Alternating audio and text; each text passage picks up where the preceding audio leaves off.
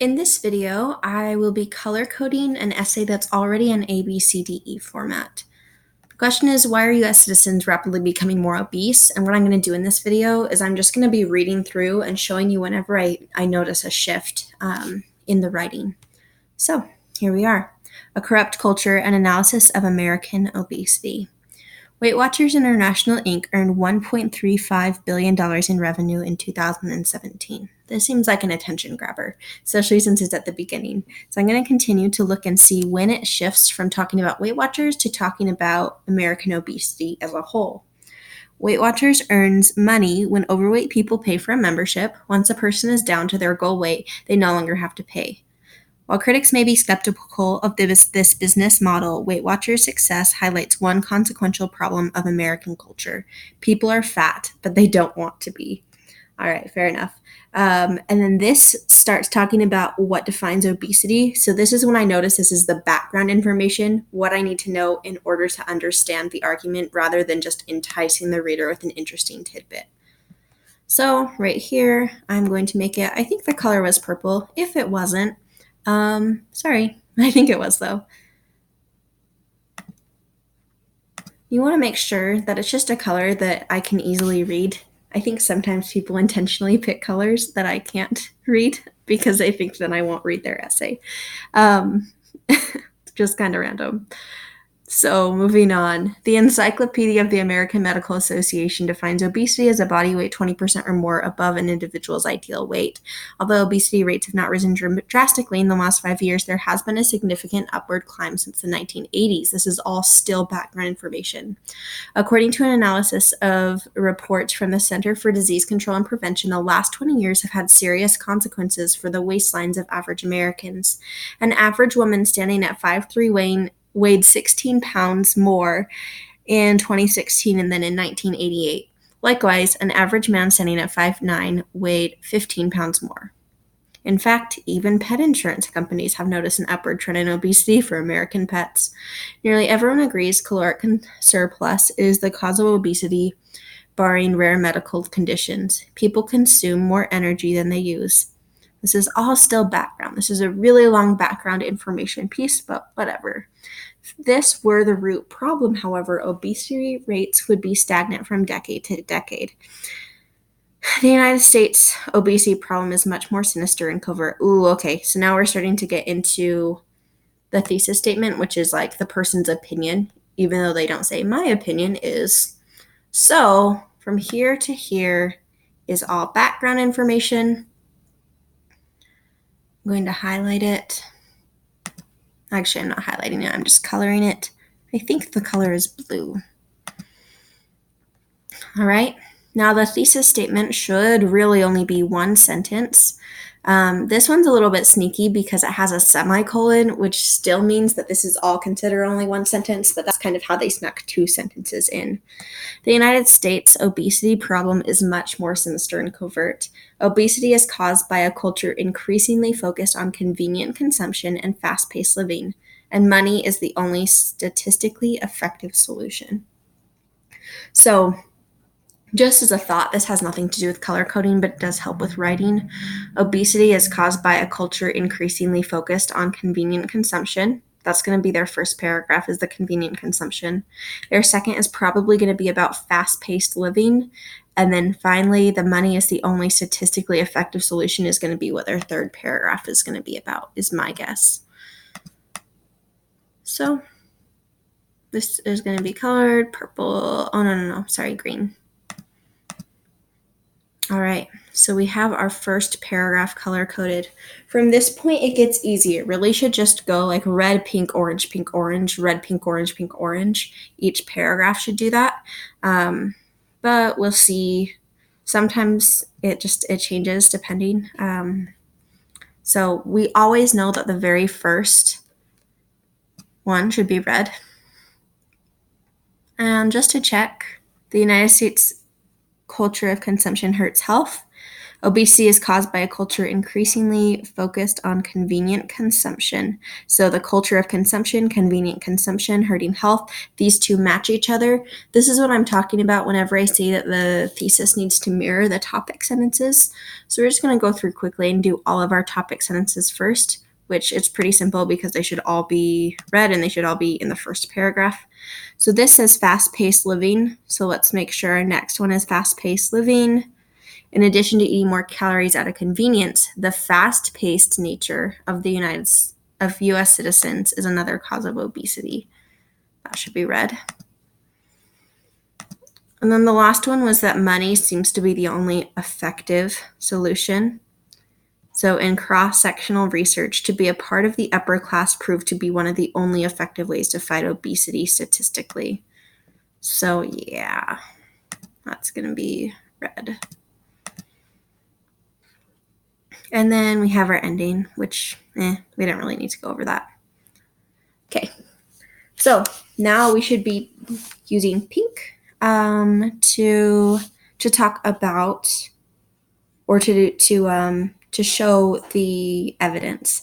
So unhealthy food options are not only more accessible, but also more delicious. Take, for example, Domino's Pizza, a company who's managed to turn up public perception around in less than 5 years through 2 major changes, upgrading their recipe and incorporating technology. Domino's recognized a major problem in 2009 when they conducted consumer tests. Consumers reported they liked pizza less if they knew it was Domino's than if it was labeled as generic unbranded pizza. Domino's first changed its recipes by adding more mozzarella, garlic butter, sugar, and spices to their pizza, which also added empty calories. The company then made ordering fast and convenient through online app ordering, feat neither Starbucks nor McDonald's had tried. When paired with multi-million-dollar marketing, sales skyrocketed. In 2017, Domino's shares increased 60-fold, and the company is now a $9 billion empire. Burfield 42.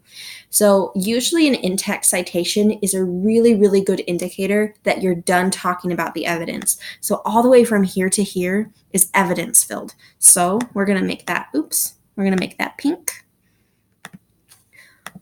Something to note as well is if some of you are having too high of plagiarism scores, it's because instead of summarizing this in your own words like this is done here, the only time this person is directly quoting is the $9 billion empire. Instead, you do a direct quotation from like here to here. You really should never be quoting anything that's more than 25 words. So if it's over 25 words, you need to summarize it or paraphrase it in your own words. So now there should be a tiny bit of analysis. Consumers did not care about the nutrition of Domino's. They cared about ease of purchase and how good that purchase tasted.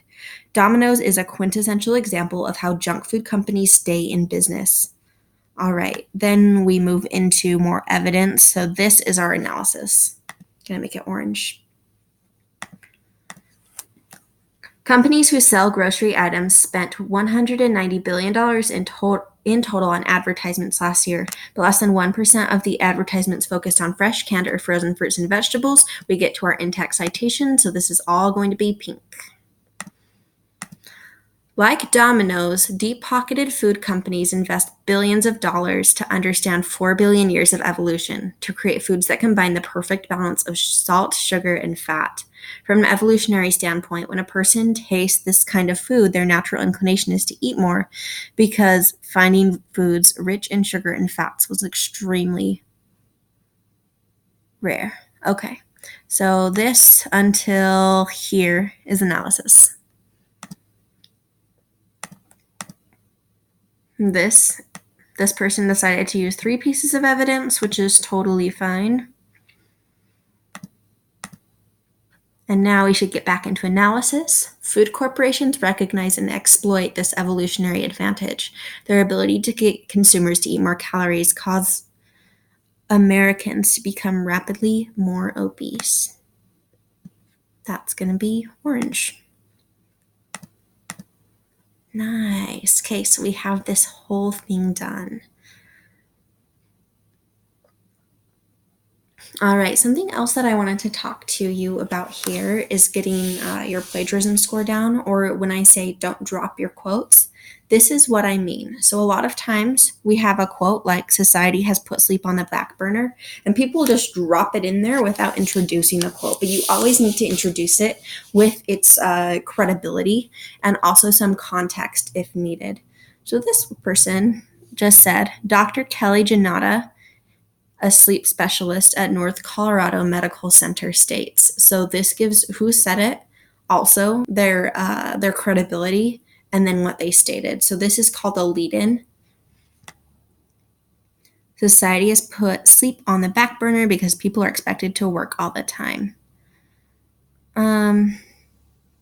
This all the way to here. All the way to here actually is all evidence, which is kind of interesting, but whatever, that's fine.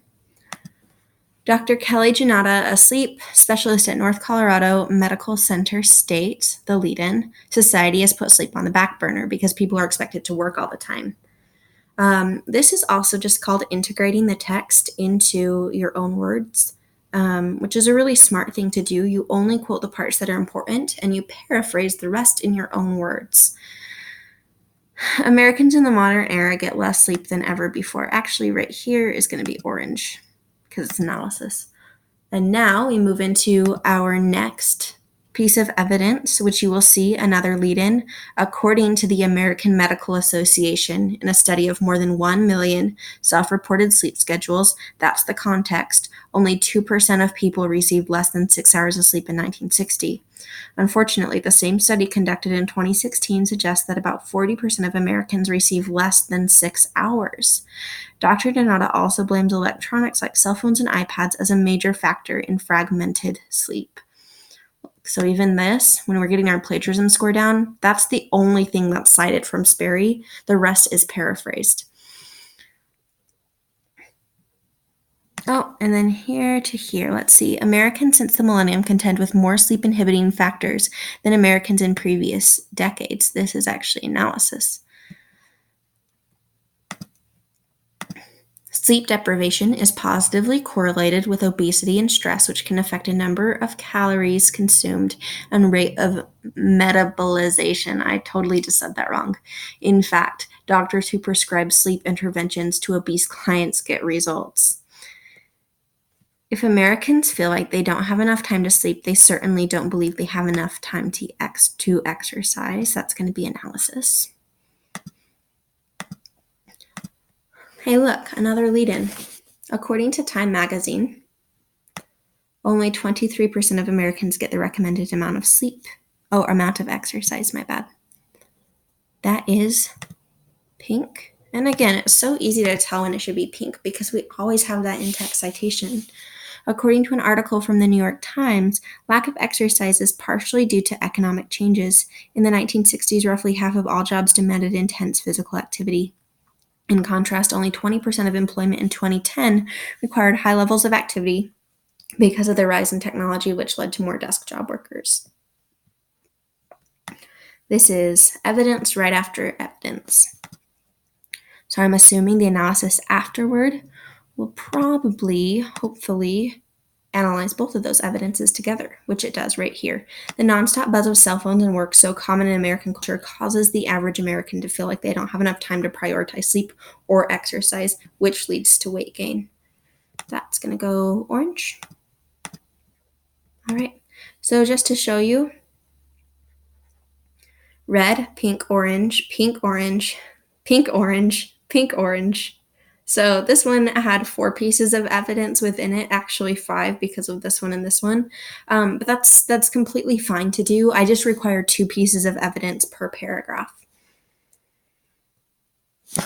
All right, continuing on. In cross-sectional research, to be part of the upper class proved to be one of the only effective ways to fight obesity statistically. So I bet this is going to be some evidence of college graduates. This is going to be the context. Only 27.8% are obese, while the rest of the population hovers. That should just say hovers. That bugs me. Hovers at 40%. That being said, many people believe that those who are most prone to become obese are those affected by poverty, but this simply isn't true. So this is interesting. This is the evidence. Here's some analysis.